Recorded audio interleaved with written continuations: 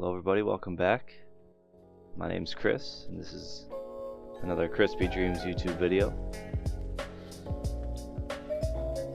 Now this is the piece that I made alongside of my flowers piece. I posted that one, I think 2 videos ago. And this one was a little bit more masking tape oriented. Lots of geometric shapes.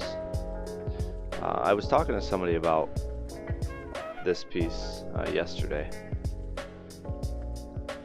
and pieces that I've done like this piece where I just kind of like start on a blank canvas and I just put down the base coat, and I don't really have any kind of direction. I don't have any plans. I'm not really sure where it's gonna go.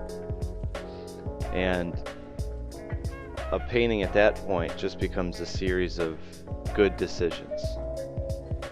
At least that's what I've interpreted it as. Because I spent half the time painting the piece, and then I probably spent the other half the time like deciding what I wanted to do next. And through that, you find your balance. I talked about balance in my flowers video. Same kind of thing goes for this.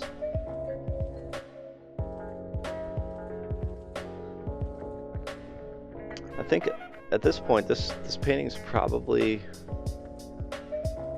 a couple months old. It's still one of my favorite pieces. It's very, the reason that it's entitled 90s is because it reminds me of the 90s, just like the shapes, the colors that I'm using. I don't know, it's very nostalgic.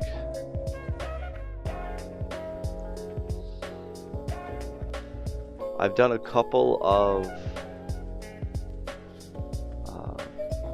like replication paintings recently. I was inspired to do a Red Dead Redemption painting, and then after I did that one, I just finished Pikachu painting, and those are the first 2 paintings that I've done ever that were like reproduced from something, like from a reference photo specifically. And I gotta say, they came out really good. They came out pretty damn good.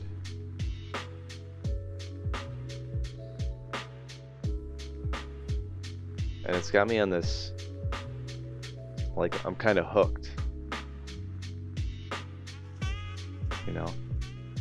I make the image the same size as the canvas that I'm using on like a Photoshop program. I use GIMP.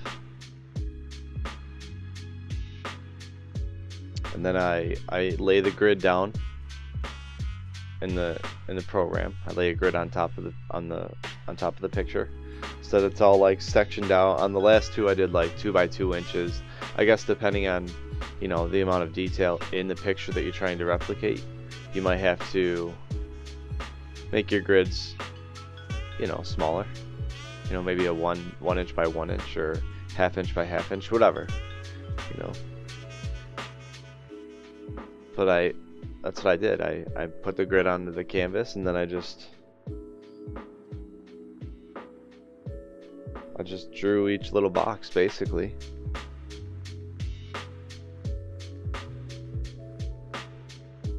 And then you go over, and obviously, here you're gonna paint it. That's kind of the whole point. I had a lot of fun with those reproductions as well, because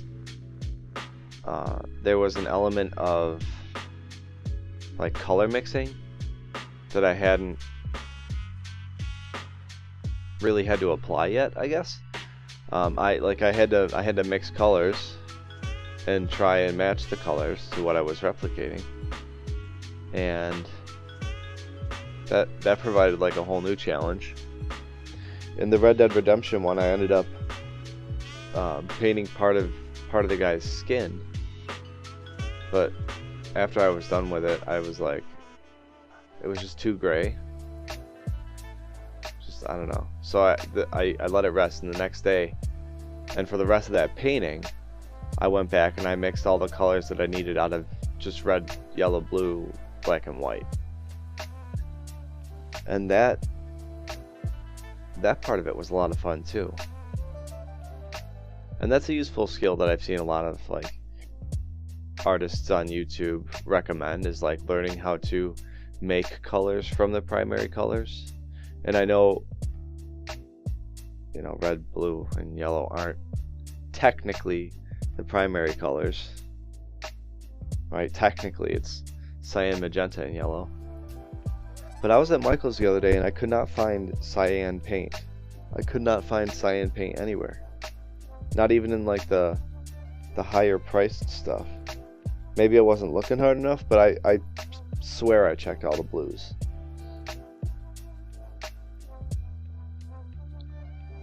But anyways, it's a useful skill to be able to learn, you know, mixing pretty much any color you want from those three colors.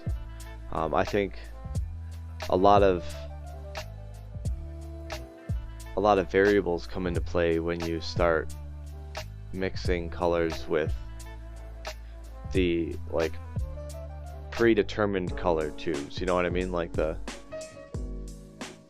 you know, like the aqua greens, you know, or the cadmium oranges, or your purples, or your pinks, and stuff like that. Like, if you're trying to match colors to something, using all these different tubes of color, it tends to muddy things up. So I recommend, you know, giving that a shot.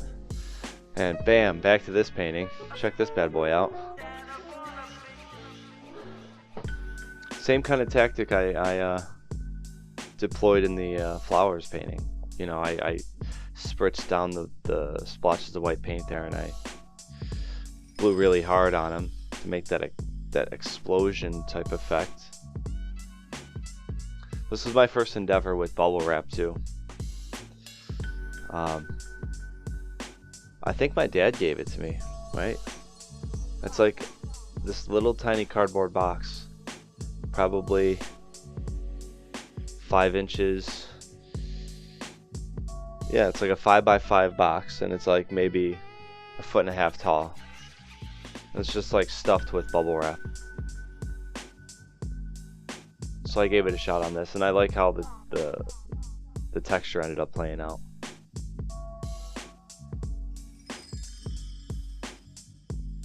All in all, this painting took about 2 hours, I think.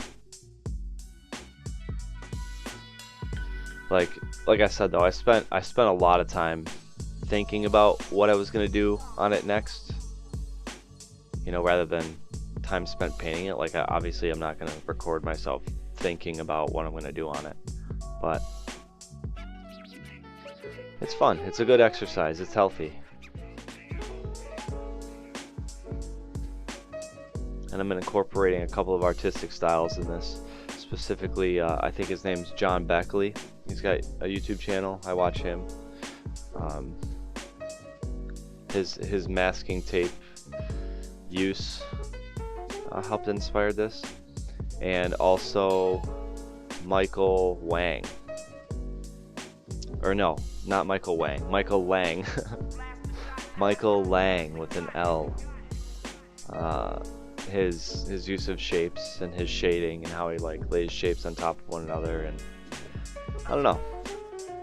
I'd like to being able to mush it all together though. Alright, so another one in the books, and I hope you enjoyed watching that with me and listen to me ramble a little bit. If you do, like, comment, subscribe, whatever you guys do on YouTube these days, and be sure to check back next week. Alright, thanks again. Bye.